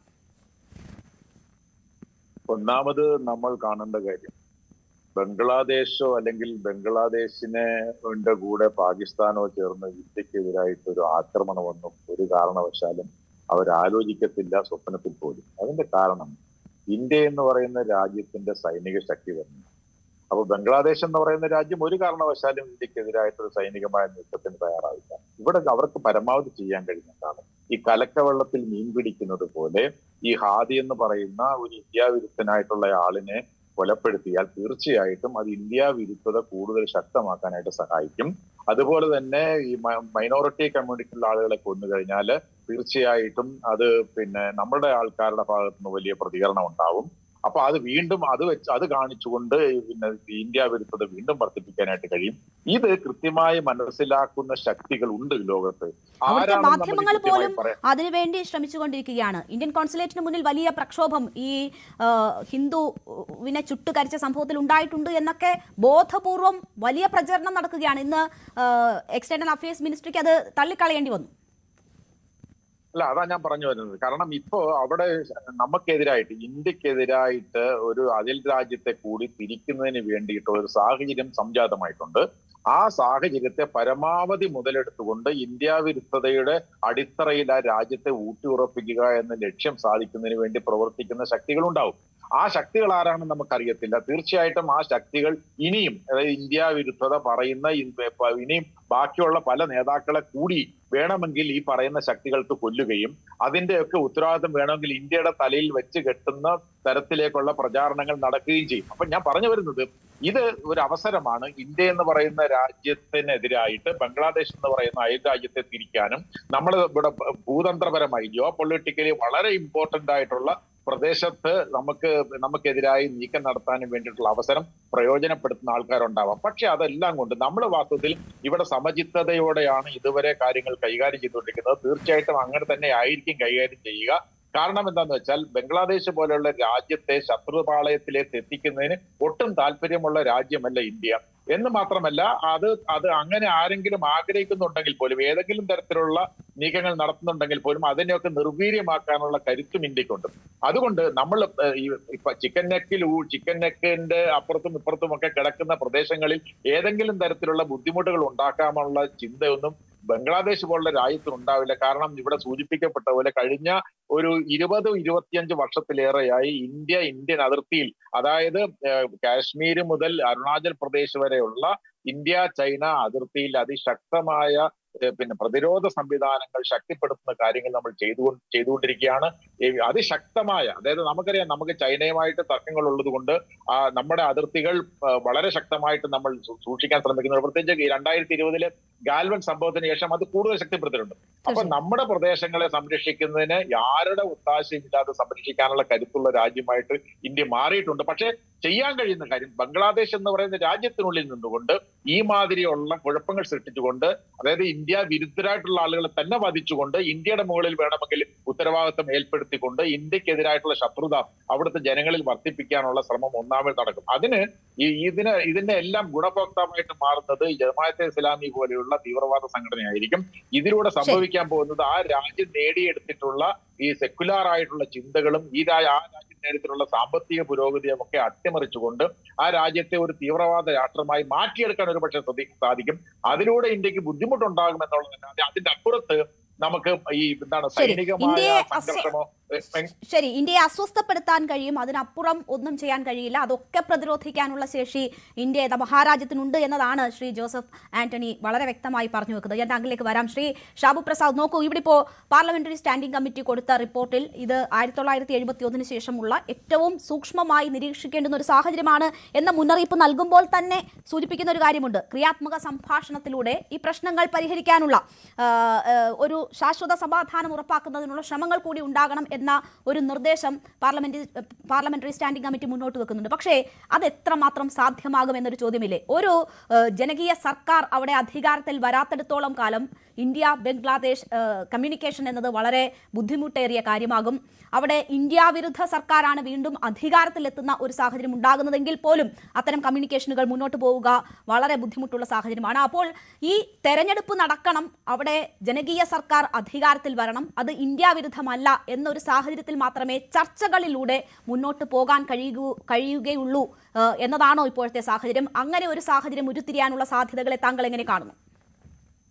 അതായത് അവിടെ നമ്മുടെ അയൽരാജ്യത്ത് ഒരു ഈ പറഞ്ഞതുപോലെ ലോക സമൂഹത്തിനോട് ഉത്തരവാദിത്വമുള്ള ഒരു സർക്കാർ, അതിപാതി ജനകീയമായ തെരഞ്ഞെടുപ്പിൽ കൂടെയാണെങ്കിലും അല്ലാതെയായാലും രാജ്യത്തെ ജനങ്ങളോടും ലോക സമൂഹത്തോടും ഉത്തരവാദിത്വം ഉള്ള ഒരു ഭരണകൂടം ഇല്ലാത്ത കാലത്തോളം അവരുമായിട്ട്, എന്നാൽ ഇന്ത്യ വളരെ ലോകത്തോട് ഉത്തരവാദിത്വമുള്ള ഒരു രാജ്യവുമാണ്. ഇങ്ങനെ ഈ രണ്ട് ധ്രുവങ്ങളിൽ നിൽക്കുന്ന ഒരു ഭരണകൂടങ്ങൾക്ക് ഒരിക്കലും ക്രിയാത്മകമായ ഒരു ചർച്ച നടത്തി ഒരു നല്ല ഒരു റിസൾട്ടിലേക്ക് എത്തിക്കാൻ സാധിക്കും എന്ന് എനിക്ക് തോന്നുന്നില്ല. അത് ഏതാണ്ട് അസാധ്യമാണ്. കാര്യം ഒരു ചർച്ചയിലൂടെ പരിഹാരങ്ങൾ ഉണ്ടാക്കണമെന്നുണ്ടെങ്കിൽ ഇവർക്ക് രണ്ടുപേർക്കും ആദ്യം ഉണ്ടാവേണ്ടത് പരസ്പര വിശ്വാസം എന്ന് പറയുന്നത്. ഇന്ത്യയെ ശത്രു രാജ്യമായിട്ട് പ്രഖ്യാപിച്ച് നമ്മുടെ വടക്കു കിഴക്കൻ സംസ്ഥാനങ്ങളെ മുഴുവൻ വിഴുങ്ങും എന്ന തുറന്ന് പ്രഖ്യാപിച്ചുകൊണ്ടിരിക്കുന്ന ഒരു ഭരണകൂടത്തിനോട്, അല്ലെങ്കിൽ അങ്ങനെയുള്ള ആശയങ്ങളെ സപ്പോർട്ട് ചെയ്യുന്ന ഒരു ഭരണകൂടത്തിനോട് നമുക്ക് എത്രത്തോളം ക്രിയാത്മകമായിട്ട് ചർച്ച നടത്താൻ പറ്റും? അത് നടക്കുന്നൊരു കാര്യമല്ല. അതിനു പകരം ഇപ്പൊ ഇവിടെ ഇന്ത്യക്ക് ചെയ്യാൻ പറ്റുന്ന ഒരു കാര്യം, തീർച്ചയായിട്ടും പാർലമെന്ററി സ്റ്റാൻഡിംഗ് കമ്മിറ്റിക്ക് അങ്ങനെയുള്ള നിർദ്ദേശങ്ങൾ വയ്ക്കാം. പക്ഷെ അതിന്റെ ഒരു അതർ സൈഡ് ഈ പറഞ്ഞതാണ്. ഇന്ത്യക്ക് ഇപ്പൊ ചെയ്യാൻ പറ്റുന്ന പ്രധാനപ്പെട്ട ഒരേ ഒരു കാര്യം, ശക്തമായി തന്നെ സൂക്ഷ്മമായി തന്നെ സംഭവഗതികളെ നിരീക്ഷിച്ചുകൊണ്ടിരിക്കുക. അവിടെ ഉണ്ടാകുന്ന പ്രശ്നങ്ങൾ ഒരു കാരണവശാലും ഇന്ത്യയിലേക്ക് കടക്കാതിരിക്കാൻ നോക്കുക, ശ്രദ്ധിക്കുക. അവിടെ നിന്ന് മൈഗ്രേഷൻ ഉണ്ടാകാതിരിക്കാൻ ശ്രദ്ധിക്കുക. അവിടെയുള്ള ഈ പറഞ്ഞ പോലെ തീവ്രവാദ ആശയങ്ങൾ നമ്മുടെ സമൂഹത്തിലുണ്ട്. അതാണ് ഏറ്റവും വലിയൊരു പ്രശ്നം. നമ്മുടെ സമൂഹത്തിൽ പ്രശ്നങ്ങൾ ഉണ്ടാക്കുമോ എന്നുള്ള ഉണ്ടാക്കാതിരിക്കാനുള്ള ആഭ്യന്തരവും അല്ലാത്തതുമായ കാര്യങ്ങൾ ചെയ്യുക. ഇത് മാത്രമേ ഇപ്പൊ ഇന്ത്യക്ക് ചെയ്യാൻ കഴിയുള്ളൂ. കാര്യം അന്യ രാജ്യത്ത് നടക്കുന്ന ഒരു പ്രശ്നമാണ്, അവരുടെ ആഭ്യന്തര വിഷയമാണ്. ആ ആഭ്യന്തര വിഷയത്തിൽ നമുക്ക് ഇടപെടാൻ പറ്റുന്നതിന് പരിമിതിയുണ്ട്. അത് ഇന്ത്യയെ ബാധിക്കാത്ത കാലത്തോളം ഒരു കാരണവശാലും ഇന്ത്യ അതിൻ്റെ അകത്ത് ഇടപെടാൻ ആഗ്രഹിക്കുന്നുണ്ടാവില്ല. കാരണം നമുക്ക് നമ്മുടേതായ ഇഷ്യൂസ് ധാരാളം ഉണ്ട്, നമുക്ക് നമ്മുടേതായ ഒരുപാട് അംബിഷൻസ് ഉണ്ട്. അതിലൂടെ നമുക്ക് മുമ്പോട്ട് പോയേ പറ്റുള്ളൂ. അതിനുള്ളിൽ ഈ പറയുന്ന കോടാലിയും കൂടെ എടുത്ത് കാലയിലിടാൻ എന്തായാലും നമ്മുടെ നേതൃത്വം ഒരിക്കലും തയ്യാറാവില്ല. അതിനു പകരം എന്നാൽ നമ്മുടെ ആഭ്യന്തര സുരക്ഷയെയും നമ്മുടെ ആഭ്യന്തര കാര്യങ്ങളെയും ഈ അയൽ രാജ്യത്തെ പ്രശ്നങ്ങൾ ബാധിക്കാതിരിക്കാൻ ശ്രമിക്കുക എന്നുള്ളത്. ശരി, ശ്രീ നിർമ്മൽ എബ്രഹാം, പാകിസ്ഥാനെ സംബന്ധിച്ചായാലും ബംഗ്ലാദേശിനെ സംബന്ധിച്ചായാലും ആ അസ്ഥിരമായ രണ്ട് രാഷ്ട്രങ്ങൾക്കും ചെയ്യാൻ കഴിയുന്ന അസ്വസ്ഥതയുടെ പരമാവധിയാണോ ഇത് എന്നൊരു ചോദ്യം കൂടിയുണ്ടല്ലോ. നോക്കൂ, പാകിസ്ഥാനെ സംബന്ധിച്ച് ആഭ്യന്തരമായി അവർ എല്ലാ മേഖലകളിലും നേരിടുന്ന വലിയ പ്രശ്നങ്ങളുണ്ട്, ഏറ്റുമുട്ടലുകളുണ്ട്. അഫ്ഗാനുമായി പോലും പോരടിച്ചുകൊണ്ടിരിക്കുന്നു. ഏറ്റവും ഒടുവിൽ വന്ന റിപ്പോർട്ട് പ്രകാരം അവിടെ ജനസംഖ്യാ വർധനവ് എന്നത് അവരുടെ അസ്തിത്വം തന്നെ ഇല്ലാണ്ടാക്കുന്ന തരത്തിൽ പെരുകിക്കൊണ്ടിരിക്കുകയാണ്. ഏഷ്യയിൽ തന്നെ ഏറ്റവും കൂടുതൽ ജനന നിരക്ക് കൂടിയ രാഷ്ട്രമാണ്. IMF-നോട് കോണ്ടത്തിന് വേണ്ടി പോലും കൈനീട്ടേണ്ടുന്ന ഒരു സാഹചര്യത്തിലേക്ക് പാകിസ്ഥാൻ എത്തപ്പെട്ടിരിക്കുകയാണ്. ബംഗ്ലാദേശിലുണ്ടായ കലാപം, തൊഴിലില്ലായ്മ, അഴിമതിയും ഒക്കെയാണ് ആദ്യ കലാപത്തിലേക്ക് നയിച്ച, സർക്കാരിനെ താഴെ ഇറക്കുന്നതിലേക്ക് നയിച്ച. അങ്ങനെ സ്വയം ഇല്ലാതായിക്കൊണ്ടിരിക്കുന്ന രണ്ട് രാഷ്ട്രങ്ങൾക്ക് ഇന്ത്യയെ സംബന്ധിച്ചുണ്ടാക്കാൻ പറ്റാവുന്ന ഏറ്റവും മൂർധന്യത്തിലുള്ള, അത് ബാഹ്യ ഇടപെടൽ കൂടിയായാൽ പോലും ഇതിലധികം ഒന്നും ചെയ്യാനില്ല എന്നതാണോ സാഹചര്യം എന്ന് പറയാൻ പറ്റില്ല. കാരണം പ്രത്യേകിച്ച് ബംഗ്ലാദേശിന്റെ കേസിലൊക്കെ എന്ന് പറഞ്ഞു കഴിഞ്ഞാൽ വർഷങ്ങളായിട്ട് അവരുടെ ഒരു രീതി വെച്ച് നോക്കി കഴിഞ്ഞു കഴിഞ്ഞാൽ ഇത്തരത്തിലുള്ള പ്രക്ഷോഭങ്ങളൊക്കെ മുന്നോട്ട് പോകും. പക്ഷെ ഇന്ത്യക്കുള്ള സ്ട്രെങ്ത് എന്ന് പറഞ്ഞു കഴിഞ്ഞാൽ ഇപ്പൊ ബംഗ്ലാദേശിന് പൂർണ്ണമായിട്ടും നമ്മുടെ അടുത്ത് നിന്ന് ടൈസ് എല്ലാം കട്ട് ചെയ്ത് മാറിയെന്ന് വിചാരിക്കുക, എങ്കിൽ പോലും ഇന്ത്യക്ക് കാര്യമായ ഒരു കുലുക്കം ഉണ്ടാവില്ല എക്സെപ്റ്റ് നോർത്ത് ഈസ്റ്റേൺ സ്റ്റേറ്റ്സിന്റെ കാര്യത്തിൽ. അപ്പൊ ഈ ഒരു സാഹചര്യത്തിൽ മുന്നോട്ട് ഇത് പ്രതീക്ഷിച്ചുകൊണ്ട് തന്നെ നേരത്തെ മറ്റു പാനലിസ്റ്റോ സൂചിപ്പിച്ച പോലെ തന്നെ മിറ്റിഗേഷൻ പ്ലാനുകൾ ഉണ്ടാക്കിയിരിക്കണം. കാരണം അങ്ങോട്ട് അഥവാ ബംഗ്ലാദേശിന്റെ ഈ റൈറ്റ്സ് വർദ്ധിച്ച് വേറൊരു അവസ്ഥയിൽ എത്തിക്കഴിഞ്ഞു കഴിഞ്ഞാൽ ഒരു പ്ലാൻ ബി എന്താണ്? സിലിഗുരി അല്ലെങ്കിൽ ചിക്കൻ നെക്ക് വഴി മാത്രമാണോ നമുക്ക് അതേയുള്ള ഓപ്ഷൻ എങ്കിൽ അവിടെ എങ്ങനെ സ്ട്രെങ്തൻ ചെയ്യാം, സെക്യൂരിറ്റി, ബോർഡർ സെക്യൂരിറ്റി എങ്ങനെ സ്ട്രെങ്തൻ ചെയ്യാം, ഇല്ലീഗൽ ആയിട്ടുള്ള ഇമിഗ്രേഷൻ എങ്ങനെ ഇല്ലാതാക്കാം, ഇങ്ങനെയുള്ള കാര്യങ്ങൾക്കുള്ള പ്ലാനിങ് ആണ് ഇന്ത്യ നടത്തേണ്ടത്. ഇതിലൊന്നും പ്രൊവോക്ഡ് ആകാതെ ഇത് തുടരാൻ സാധ്യതയുണ്ടെന്ന് ഞാൻ പറയാൻ കാര്യം ബംഗ്ലാദേശിന്റെ ചരിത്രം എടുത്ത് നോക്കി കഴിഞ്ഞു കഴിഞ്ഞാൽ ഇപ്പൊ ഷെയ്ഖ് ഹസീനയുടെ കാര്യം നമ്മൾ കണ്ടത് കഴിഞ്ഞ വർഷം അവരെ നാട് കടത്തുന്നതും ഇന്ത്യ അവർക്ക് അഭയം കൊടുക്കുന്നതുമാണ്. പക്ഷെ അവര് പ്രതിപക്ഷത്തിരുന്ന കാലഘട്ടത്തിൽ അവരെ മുമ്പ് നാട് കടത്തിയിട്ടുണ്ട്, അവരെ വധിക്കാൻ പലതവണ ശ്രമിച്ചിട്ടുണ്ട്, അവരെ ജയിലിൽ അടച്ചിട്ടുണ്ട്, അവരെ കാറിൽ ഇരുത്തിക്കൊണ്ട് ക്രെയിനിൽ കെട്ടിത്തൂക്കിയിട്ടുണ്ട് പബ്ലിക്കലി.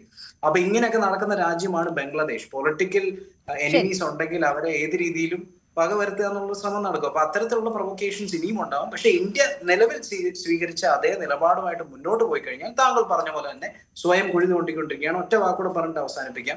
പാകിസ്ഥാനിൽ ഇപ്പൊ സംഭവിച്ചുകൊണ്ടിരിക്കുന്നത് എന്താ? ഇത്തരത്തിലുള്ള കലാപങ്ങൾ കണ്ടിന്യൂസ്ലി ഉണ്ടാകുമ്പോൾ എക്കോണമിയെ ബാധിക്കും, തൊഴിലിനെ ബാധിക്കും, ഒപ്പം മറ്റ് ടെററിസ്റ്റ് സംഘടനകളുടെ ഒരു ബ്രീഡിംഗ് ഗ്രൗണ്ട് ആവും. ഇപ്പൊ തന്നെ ബംഗ്ലാദേശിൽ HIV, HTB, അതുപോലെ ലഷ്കർ-ഇ-തായിബ, ബംഗ്ലാദേശിന്റെ ISIS തുടങ്ങിയ ഒരുപാട് ടെററിസ്റ്റ് സംഘടനകൾ വളർന്നുകൊണ്ടിരിക്കുകയാണ് ഈ ഒരു കലാപത്തിന്റെ ഒക്കെ പിന്നിലൂടെ. അപ്പൊ അങ്ങനെയുള്ള സ്വയം കുഴി തോണ്ടി അവർ നശിക്കുന്നത് വരെ ഇന്ത്യ ഇതിനെ മിറ്റിഗേഷൻ പ്ലാൻ ഉണ്ടാക്കിയെടുക്കാന്ന് മാത്രമേ. തീർച്ചയായും. എന്തായാലും അയൽ രാഷ്ട്രങ്ങളാണ്, അവിടെ ഉണ്ടാകുന്ന അസ്വസ്ഥതകൾ ഇന്ത്യയെ സംബന്ധിച്ച് ബുദ്ധിമുട്ടുണ്ടാക്കുന്നതാണ്. അതിനപ്പുറം വളരെ സൂക്ഷ്മമായി തന്നെ ആ സാഹചര്യങ്ങൾ വിലയിരുത്തിക്കൊണ്ടിരിക്കുകയാണ്.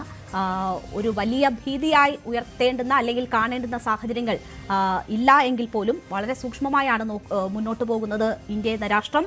മാത്രവുമല്ല, അവിടെ ഒരു ജനകീയ സർക്കാർ അധികാരത്തിലെത്തുക എന്നത് ഇപ്പോഴത്തെ സാഹചര്യത്തിൽ വളരെ പ്രധാനമാണ്. ആ തെരഞ്ഞെടുപ്പ് പോലും അട്ടിമറിക്കാനുള്ള നീക്കങ്ങൾ നടക്കുകയാണ്. നമുക്ക് കാത്തിരിക്കാം ഒരു ജനകീയ സർക്കാർ ബംഗ്ലാദേശിലെത്തുമോ, തെരഞ്ഞെടുപ്പ് സമാധാനപരമായി നടക്കുമോ എന്നൊക്കെ അറിയാൻ. ഒപ്പം ഇന്ത്യയുടെ മുന്നോട്ടുള്ള നീക്കങ്ങളും എന്താണ് എന്ന് കാത്തിരിക്കാം. വളരെ നന്ദി ചർച്ചയിൽ പങ്കെടുത്ത എല്ലാ പാനലിസ്റ്റുകൾക്കും. ഇന്ന് പ്രേക്ഷകരോട് ചോദിച്ച ചോദ്യം ബംഗ്ലാദേശിൽ കലാപം ആളിക്കത്തിക്കുന്നതിന് പിന്നിൽ പാകിസ്ഥാനോ എന്നതാണ്. 83% പ്രേക്ഷകരും അതെ എന്ന് പറയുന്നു, 10% അല്ല എന്ന്. 7% പേർ അഭിപ്രായം രേഖപ്പെടുത്താതെ നിഷ്പക്ഷ നിലപാടും സ്വീകരിച്ചിരിക്കുന്നു. പ്രൈം ഡിബേറ്റ് ഇവിടെ പൂർണ്ണമാകുകയാണ്. നമസ്കാരം.